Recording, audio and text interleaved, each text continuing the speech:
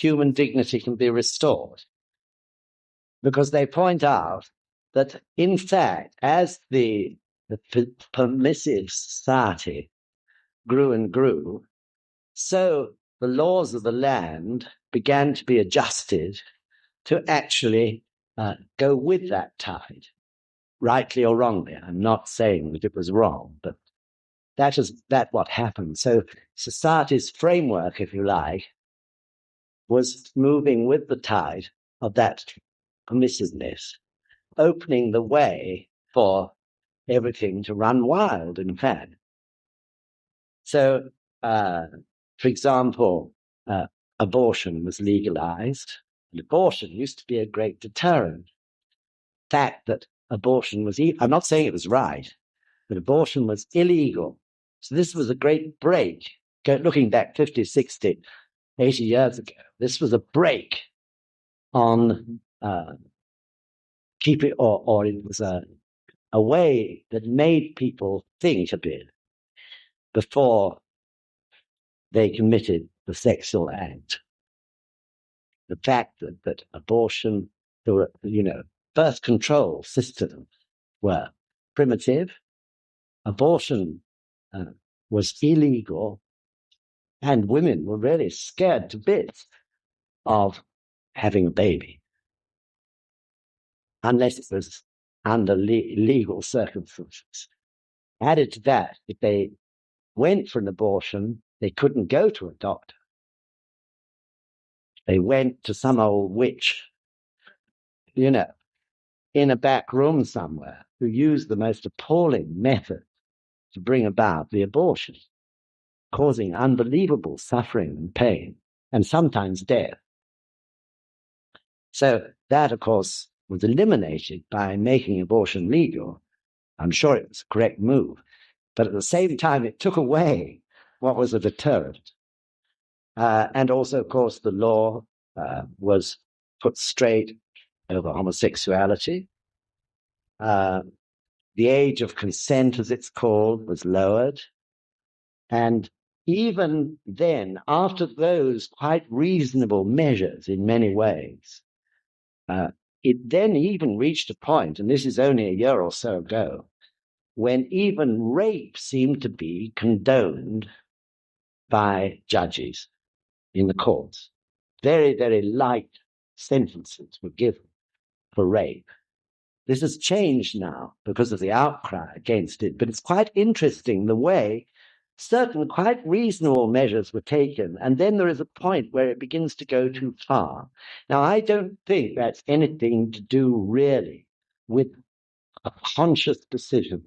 This is really the workings, isn't it, of the devilish force of life in those people who are responsible, without a doubt. So there's gradually that trend begins to go over the mark of good sense, into a realm which is enabling things to run wild. So many examples, of course, in history of the same sort of thing happening. If you go back to the Bible, the prophets, were exhorting the children of Israel not to get involved with pagan religion. All the story of Sodom and Gomorrah and all that. 300 or 400 years ago, in the time of the Protectorate under Oliver Cromwell, this was a Puritan movement, religious movement, a Puritan movement, to try to stop the slide towards total immorality. Yeah, it's interesting if you think about Hitler and the Nazi regime. To begin with, that was quite strict in some ways about moral issues, because their whole story was to create this great Aryan race of people who were, almost superhuman and would, rule the world. To begin with, therefore, on the surface, it seemed they were being strict. But once the Nazi regime began to find things weren't going in their way, they had to keep people fighting, despite the fact that they were losing. and the conditions of the German people generally were becoming worse and worse. Then, in a subtle way, through the propaganda machine and all the rest of it, those restrictions on people began to fall away. And, the worst excesses of the Nazi regime all took place, really, in those last perhaps 2.5 years of World War II. And of course, there are religions, cults, that take advantage of sexual impulses, animal impulses, in order to attract people. So really, in the end, I think it's right. I think it's Toynbee again says that this sort of thing happens when people are losing any vision of the future, any hope for the future. And I think that's correct, isn't it? If people have got a great ideal, or they're working for some cause which, rightly or wrongly, they may feel is a noble cause, they've got a direction in their lives, then they'll sort of keep on the railway line. But if they lose hope in the future, then they turn inwards on themselves, and the satisfaction of their own desires take precedence, and a phase of permissiveness can occur. So this happened in the Roman Empire, I think. When things went well in the early century, 2 centuries of the Roman Empire, everything was fine. They were going places, doing things. But once things began to get difficult for it, then gradually that driving force of their goal, in a broad sense, disappeared. And gradually, to keep the soldiers there, they had enormous armies. They began to take away the restriction. Gradually, the moral code was undermined in order to attract people to continue to support the regime.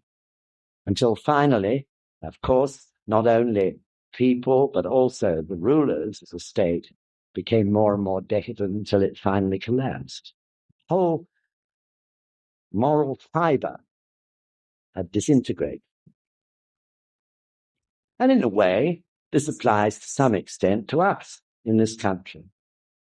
It's very difficult probably to realize what British Empire meant to people 50 or 60 years ago, even, and before then. It meant something. There was this idea that through the British system of democracy, justice, and all that, we could bring peace and security to people everywhere. So this was even a person working in a humdrum job in this country still was very aware of the existence of this great empire. And the fact the British people had this great goal, rightly or wrongly, correct understanding or incorrect understanding, that's what they thought. So once that disappeared, the reason for the British people's existence in the world became unclear. What is the goal of the British people? You didn't have one. Everything had collapsed. Everything that people believed.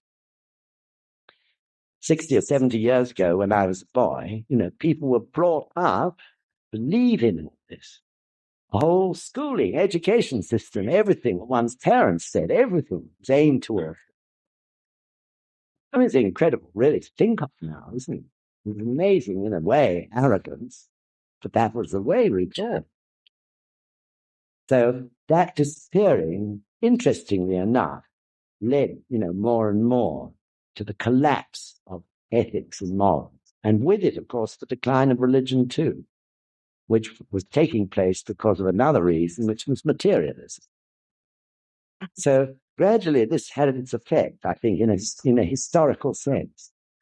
So let's see now. I'll ask Robert to read just a few short extracts from the Rishon Ankoparon, because it was this, really, that Nichiren Daishonin was talking about.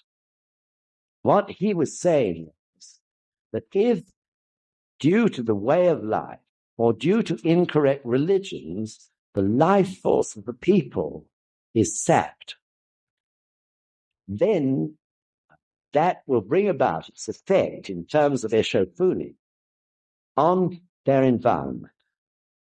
And of course, the way he put it in the language of those days was the Buddhist god left the land, the protective forces. So we feed the Buddhist gods. Mm-hmm. I'm sure you've heard me say this before many times, but I'm going to say it again. In the first prayer of Gongyo is such an important prayer. Because that is when we concentrate our whole life on the protective forces of the universe. We only mention Bonten, Taishaku, the sun, the moon, and the stars as representatives, but actually we're concerned, or should be concerned, with all the protective forces of the universe, both those working within us and outside us. We're concentrating our lives on. Why? What we're determined, or should be determined to do, is once again that day to feed our life force to those forces. If our life force is non-existent, is not flowing actively, we can't feed those forces. They will be as negative as we are. Do you follow? It's Eshofuni again, isn't it? The inseparability of ourselves and our environment. If our lives are vibrant and full of life force and go in positive, very positive sense, then we shall feed the power of that positive force to the Shoten Zenji. This is an important prayer. We protect ourselves. We create that protection through the power of our own life. So, of course, that applies to one person, but it can also apply to a whole nation. So the life force of the people of Japan was being sapped through the teachings of the fastest growing religion of that day, which was the Nembutsu, which preached that you couldn't do anything about the sufferings of this world. You just got to grin and bear. But if you chanted Namyoho Amida Butsu, then you'd go to the pure land in the West, a sort of paradise, after you died. That was the teaching. And of course, it played perfectly on the people's stage. They didn't know how they could cope with the disasters that were going on in Japan at that time. So they couldn't see how they, as puny human beings, could affect it. But of course, in fact, it was because they'd lost their life force that natural disasters occurred one after another. So Mr. Toda, I'm always repeating because it's so meaningful to me. He said, I feel when I'm doing that first breath, at the end of it, I turn to the Gohonzon. I feel that all those Buddhist gods are rushing in to line up on either side of me and join me in the ceremony of Gongyo. Such a beautiful image. But we should understand this ourselves and try to see what it was Mr. Toda was saying. He was right. That was an image for him. But he was right, wasn't he, that all those forces of the universe were working with you for the rest of that day. So in the first prayer, you thank them, you express your gratitude for that protection. Then you should be providing them with the positive power to do it again today. Okay, so with that background, we'll just remind ourselves of these two paragraphs. So this is page 7 of Risho and Kokuron. Not a single person in the entire population will possess a heart of goodness. There will be nothing but binding and enslaving, killing and injuring, anger and contention. Men will slander each other or fawn upon one another, and the laws will be twisted until even the innocent are made to suffer. Marauders from many other regions will invade and plunder the nation. The people will suffer all manner of pain and affliction, and there will be no place where one may live in safety. The Daijuka Sutra says, when the principles of Buddhism truly become obscured and lost, then people will all let their beards, hair, and fingernails grow long, and the laws of the world will be forgotten and ignored. And on the following page, the 10 kinds of evil behavior will increase greatly, particularly greed, anger, and stupidity. And people will think no more of their fathers and mothers than does the roe deer. Living beings will decline in numbers, in longevity, physical power, and enjoyment.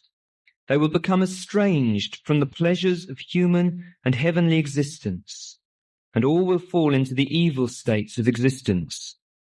The wicked rulers and monks who perform these 10 kinds of evil behavior will destroy the true law of the Buddha and make it impossible for sentient beings to be born in the human and heavenly states of existence.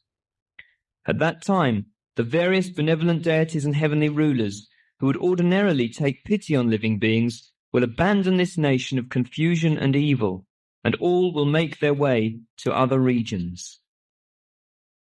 Okay, so that expresses really what we've been saying, I think.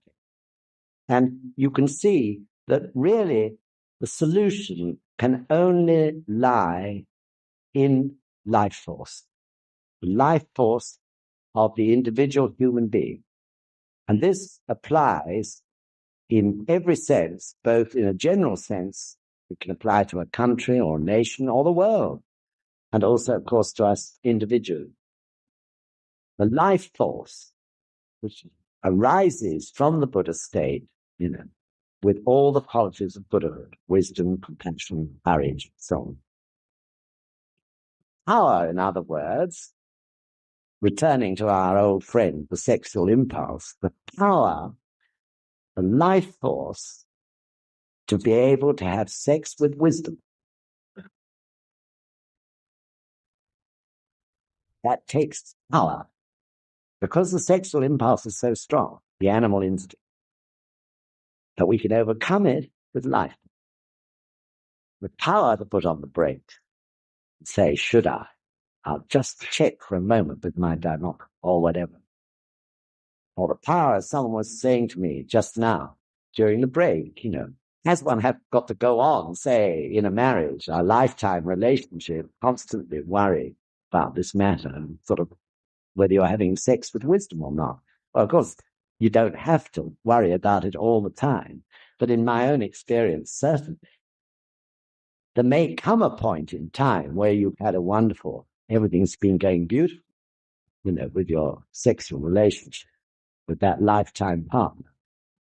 But suddenly one day you may realize that something is beginning to go wrong. And I think that is when, you each or one of you begins to take the other for granted. You think that is going to go on forever, without making effort.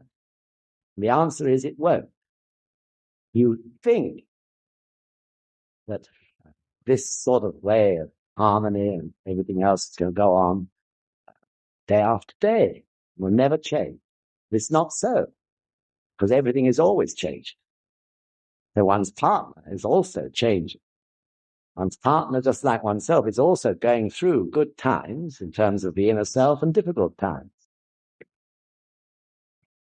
So the danger comes probably when you find that you've forgotten to chant about your partner's happiness over a period. That means that you're taking them for granted. So the Gohonzon and practice to it can be a constant reminder of these things. Somewhere or another, you'll find yourself being reminded that you've forgotten about your partner in front of the Gohonzon. So for sure, if you look around you, you'll find that things aren't actually quite like they used to be. Then it takes effort, doesn't it, to refresh everything. If you like to go back to square one and really refresh that whole relationship, look at the way one's behaving towards that partner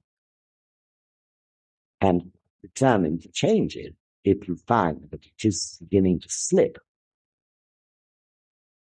So you can't take anything for granted where human life is concerned. And of course, it is also subject to your karma. So as you change karma, it can lead to a change in the situation with your partner. Just as if your partner is chanting also in this change in karma, during those periods, there may be difficulties. So, no, you can't take it for granted. Yes, you do have to check it so often, but not, of course, every time you go to bed together. Of course not. It's when you feel things are slipping, you've got to be honest with yourself and challenge that situation in front of the Gohonzon. See where you're failing. That's the important point. So sometimes that will happen and you won't realize it. I'm speaking from my own experience. So I'm sure this is why there's such a huge amount of divorce. Why, I think it's now less than actually 1 in 3. It's just sort of becoming that much worse. Divorces in 1 in 3 marriages or a little less now, statistically. It's because, this period of sexual harmony doesn't go on. Everything may be based on that, but it isn't the essence of a long-term relationship. Probably it comes quite down the list of priorities. It's very important things. There are so many other things that are more important. So, no, you can't take anything for granted. One should be alert to keep that relationship a living, wonderful thing. So sex, as I said, should be in the state of bodhisattva. Should be a desire to give happiness to that other person. So I'm sure it's clear, isn't it, that we can't just accept society as it stands at this moment. I'm sure we all agree with that. We can all see so many different ways. I'm not now talking just about sex. We'll now look at things more broad. But we can't accept being right as it stands. We have to bring about change, each in our own particular path of action, in the way that I talked about earlier.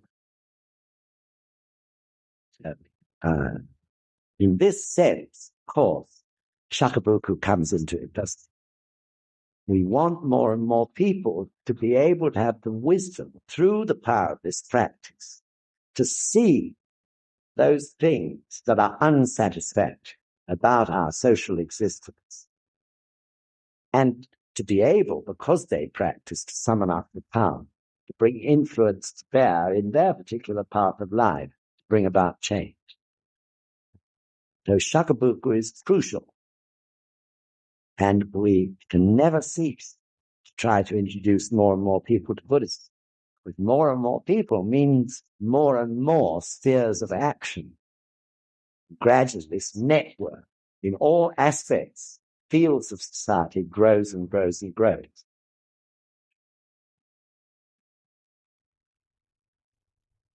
As the authors move on to the matter of materialism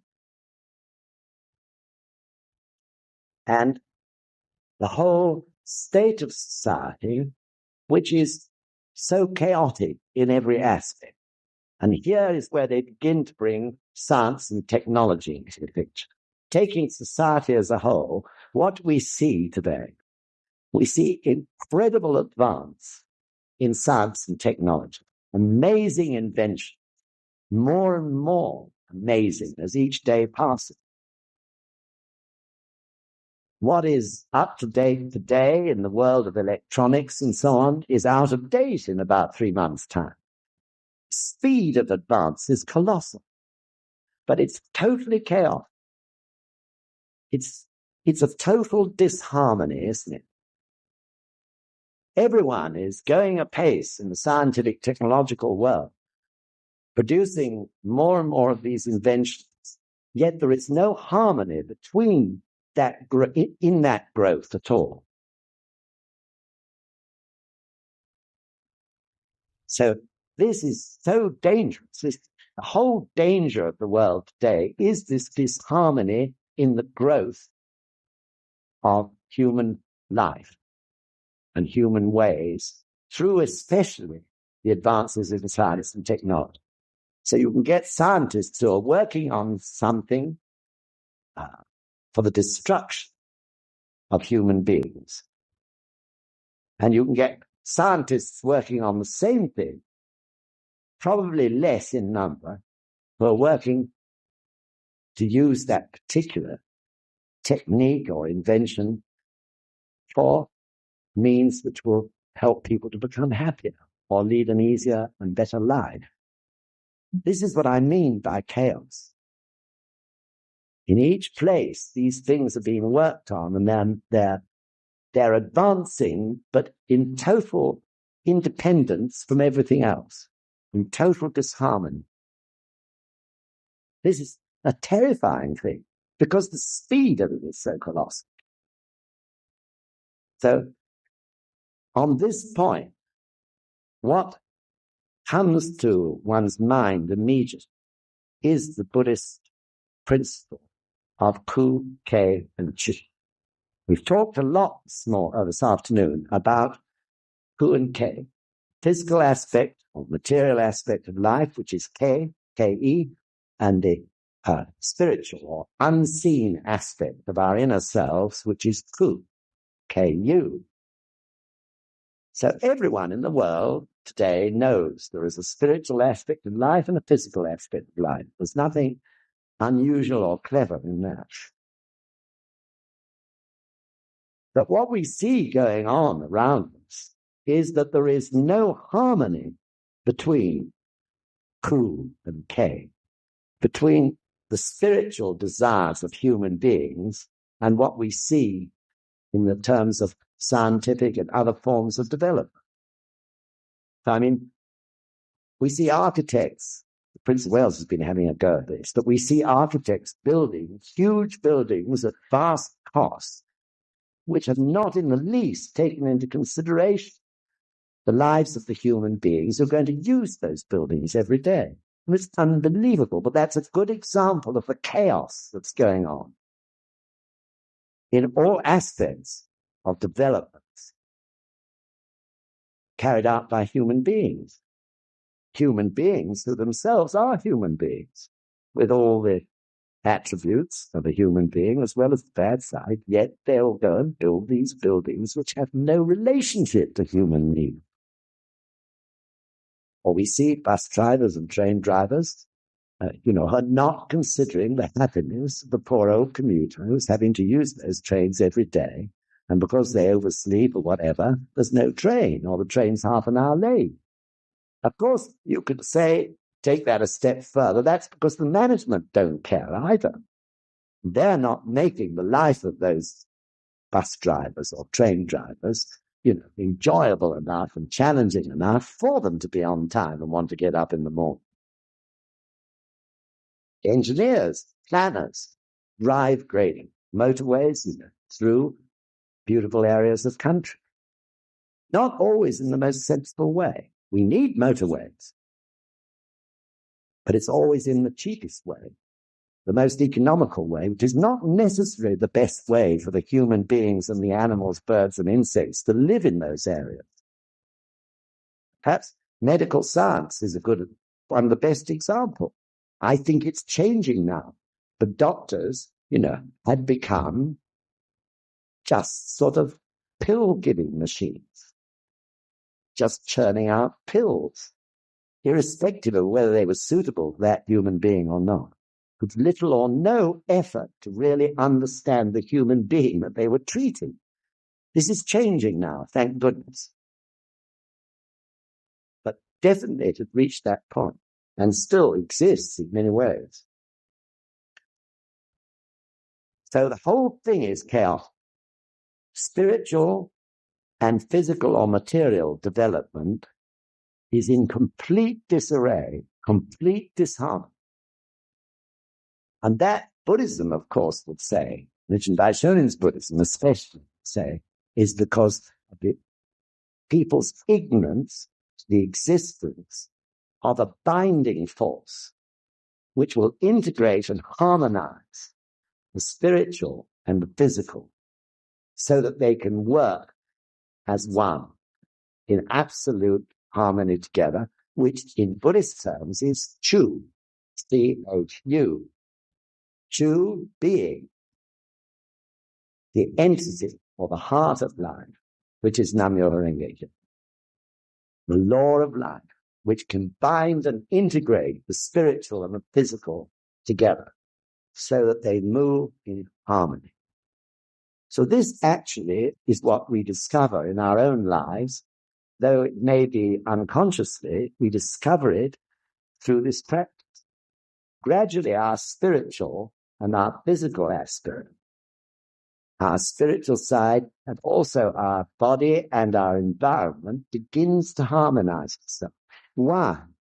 Because the binding force of Nam-myoho Renge Kyo is at work, carrying out its function of harmonizing those two great energies.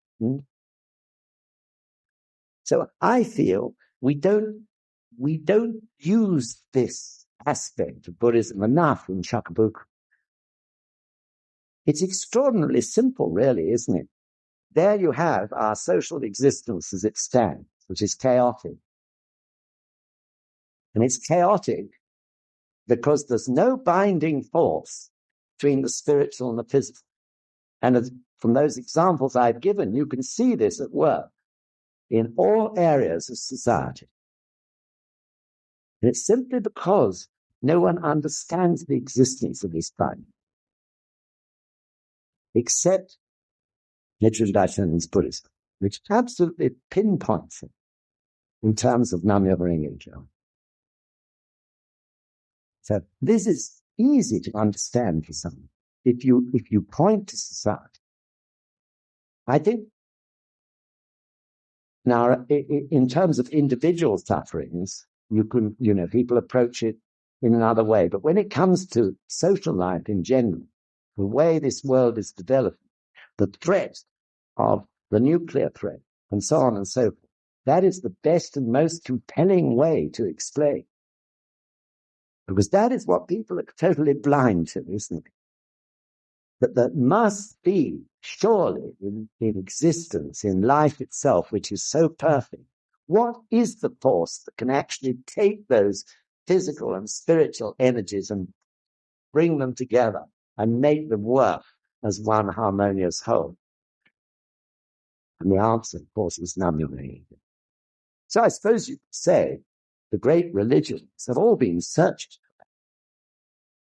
But something exterior is no good, is it?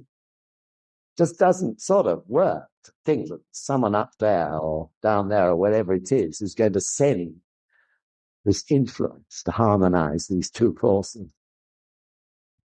When it comes to within one's own life, it begins to make more sense. Yes, of course, it exists in everyone, this power. Therefore, if it's activated, more and more people, it must change the world. It must change society. Don't you agree? So I think about Ku, Ke, and Chu. Think about its significance in relation to our social situation as it stands at the moment. Finally, they talk about the 9 consciousnesses, or just touch on it, not in so many words as a theory. That'll come later, towards the end of the book. But I gave you a handout, which I think you all have. I'm not going to go through it now. But please, make sure you understand it. It's not difficult to understand the 9 consciousnesses. It sounds difficult, but it sounds as if we're getting a bit sort of psychological. But in fact, it's not difficult to understand. And I think that little bit of paper, if you really look at it, think about it, you can begin to see, if you don't already see, significance of the 9 consciousnesses in terms that a human being has got to plumb that 9th consciousness, Buddha consciousness, universal consciousness. He has to plumb that if everything else is going to work in a valuable, harmonious way in all the other layers of his consciousness and subconsciousness. Key point is, how can I get to that 9th consciousness? Of course, Buddhism, in providing that theory, is also giving the answer. So with some people too, in Shakabuku, where they have that sort of a mind, the 9 consciousnesses can be very convincing. And also, I put a note at the bottom of the handout. If you like to look at the Buddhism of the Sun, there is quite a good explanation of it in there. Finally, the authors go on to talking about such matters as the supernormal. Really, it is their agreement that there can be no such thing as miracles. Everything, Buddhism would say, is explainable by cause and effect, because cause and effect, Renge, is part of the law of life, one of the basics of the law of life. There isn't such a thing as a miracle. There isn't such a thing as, for example, the virgin birth. There is a cause and effect for everything, if we like to seek it. They talk about telepathy. Telepathy is a human ability. All of us, our ancestors, understood telepathy. That's how they communicate. Animals communicate by telepathy to this day. How about the birds flying on their migratory paths, thousands of miles? Or fish at sea? They keep in touch with each other through telepathy, in one form or another. Whales do it by signals, rather like, what's that thing called? Submarines use. The ping. Yeah. The Australian Aboriginal still to this day uses telepathy. It's part of their natural life. When they're going in search of food, especially in the times when the weather is particularly hot and dry, they have to exist on roots and spread out across miles of desert, maybe 2 to 3 miles between each single person. And they communicate by telepathy. When it's time to go home in the evening, they all know, and they all head home at the same time. The signal is passed from one to another. That's enough for today. Let's go back and have our roast roots or whatever it is. We can do it too. Of course we can. But we've lost it because of the pressures of our so-called civilization. We've lost it. Things like science and that sort of thing, we think are much more important than telepathy. But you can use telepathy, especially if you're chanting Nam-myoho-renge. You can feel the lives of others as the years go by and you practice more and more. You can sense, especially those who are close to you calming. That's not totally unheard of. Meet people who say that they felt, the night before, something was wrong with their mother, and they ran up the next day and it turned out to be true. This is telepathy too. One life communicating down the link of life to the other. So this is a human ability, as I said. They also talk a little bit about clairvoyance, fortune telling. So there are people in this world who genuinely and sincerely want to help others to be happy. Some of those people have a natural ability to be able to read the pattern of karma of that particular person through one means or another. There are techniques such as astrology involving calculations and all that, and there are other people who do it intuitively. There are also a whole lot of other people who make money out of it, and they're not in the least interested in the happy of anybody. All they're wanting is the money. But there are genuine people who have a sort of ability in that respect. But actually, there's no point in wasting your money. That person, the clairvoyant or the fortune teller, can only read your karma as it is at that exact point in time. If you're chanting Nam-myoho-renge, you've no idea of the speed you're changing karma. You have an ordinary day when nothing happens, and you think, oh, what a boring day. But in fact, it's maybe like that because you've changed so much that could have disrupted it. Speed of changing karma. The palm of your hand changes. Do you know that? Even in a few months, it can change as you change your karma. So, you know, so in other words, it's a complete waste of money if you chant Nam-myoho-renge, because they cannot possibly know, the change in karma that's going to take place in the next 2 hours or tomorrow or the next day, let alone 2 weeks, 3 weeks, or a year ahead. I'm not just saying off the top of my head, but I've had discussions with people who are genuine, what I call genuine clairvoyants, who want to do it because they have this ability, they want to help others.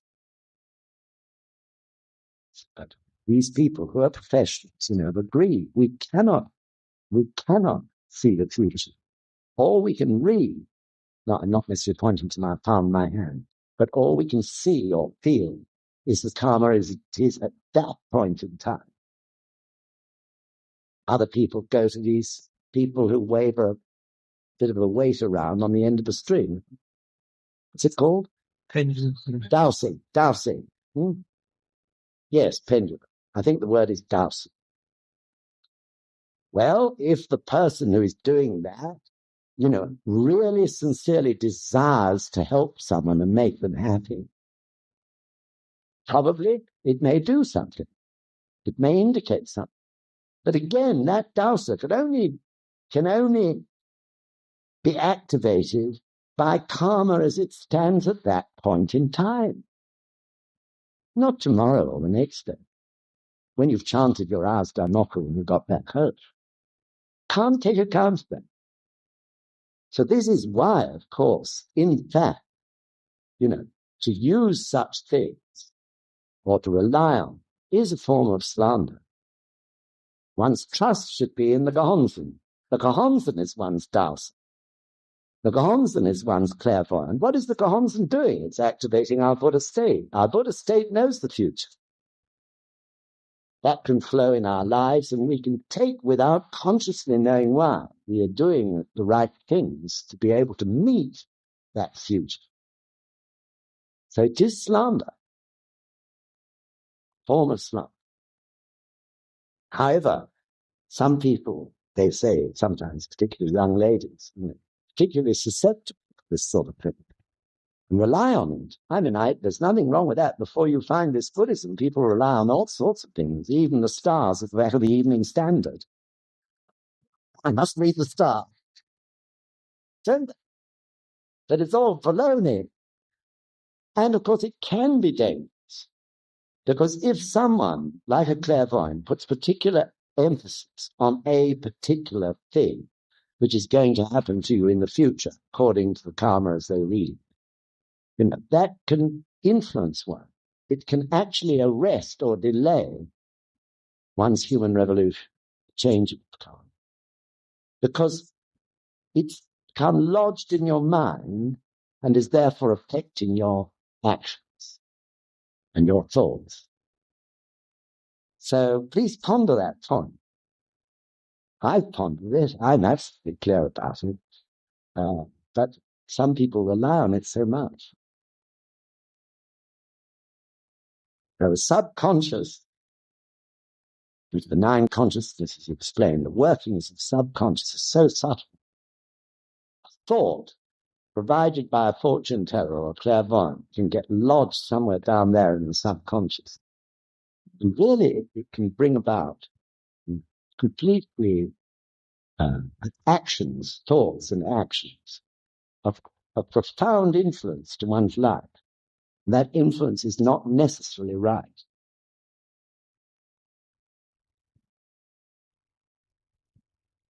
Also, another thing is, my God, what have I said? I could have gone on for another half an hour. I'll stop. But I just wanted to mention there's also psychotherapy. Psychotherapy may help some people. I'm not saying that it doesn't. Of course not. But what is important is that you have the right psychotherapist.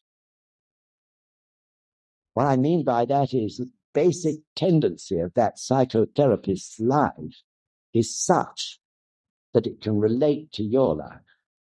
And I've also discussed this with many people. I hope none of you have to go to a psychotherapist, but if you do, please shop around and make sure you get one who you feel can relate to your life. So psychotherapists are human beings. You may find yourself with a psychotherapist whose natural tendency is help or anger. Of course you may.